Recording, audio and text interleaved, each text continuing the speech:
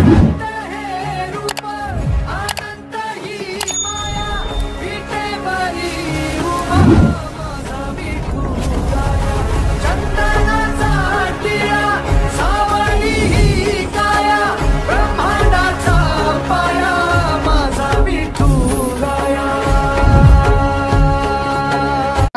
महाराष्ट्रीयन मिलमध्ये स्वागत आहे तुमचं। आणि बघा हे किती सुंदर मोदक झालेत।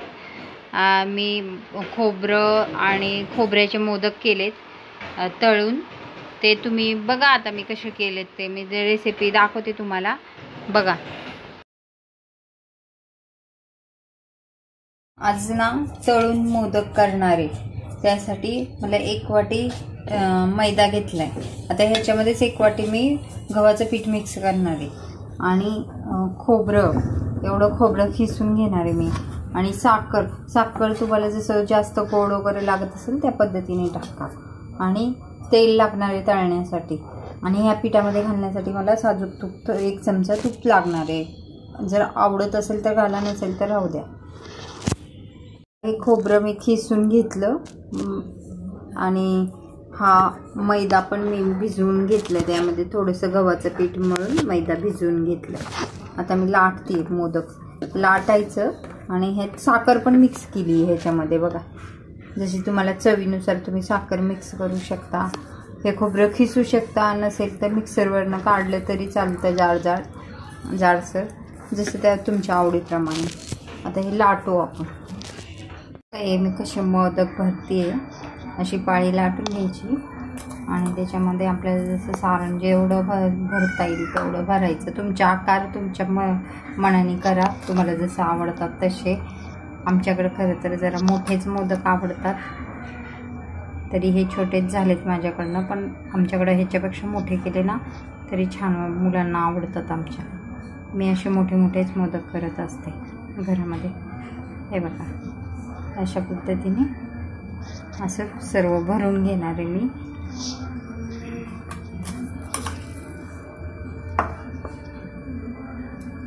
बघा कसे दिसतात ते, 3 भरून घेतलेत मी। अशा पद्धतीने मी सर्व मोदक तयार करून भरून घेते, मग तुम्हाला दाखवते मी कसे भरलेत काय। बघा आणखीन एक दाखवते तुम्हाला। 5 मोदक दाखवले मी तुम्हाला भरून। सावकाश करा,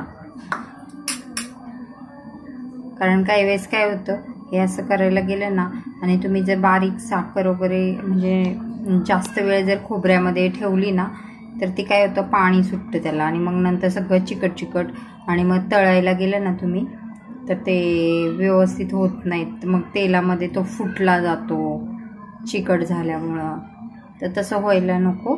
म्हणून जेव्हा करायचं ना तेव्हाच लगेच साखर मिक्स करा, आधीच करून ठेवू नका। बघा हे 5 मी असे बनवलेत, अशा पद्धतीने मी सर्व बनवून घेते। हे बघा अशा पद्धतीने तळून घ्यायचे।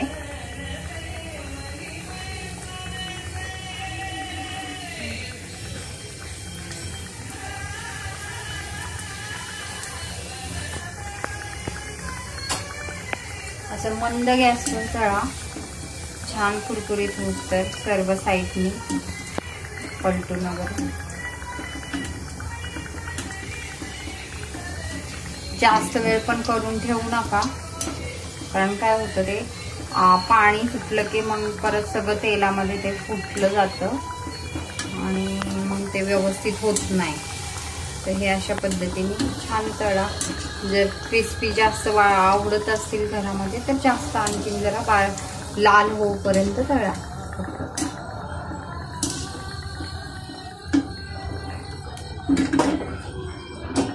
हे बघा आता हे भरून घेते मी, बाकीचे तोपर्यंत ते तळले जातात ते छान।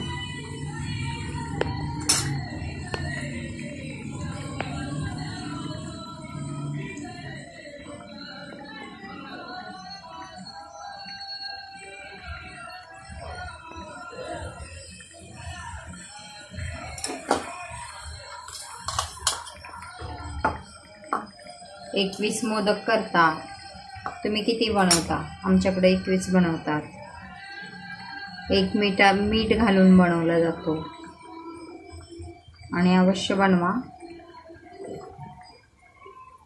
तकदीर समजतं कोणाचं कसं आहे ते.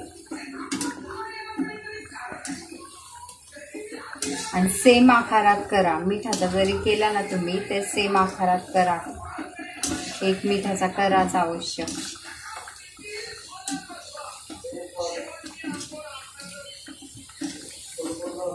अशा पद्धतीने मी सर्व मोदक तळून घेतलेत. आता सर्व करते. बघा कसे झाले माझे मोदक. लाईक करा, शेअर करा, कमेंट करा, कसे झाले ते सांगा. आणि तुम्ही पण ट्राय करा, सबस्क्राईब करा माझ्या चॅनलला. आणि मोदक सिरियल पाहायला विसरू नका.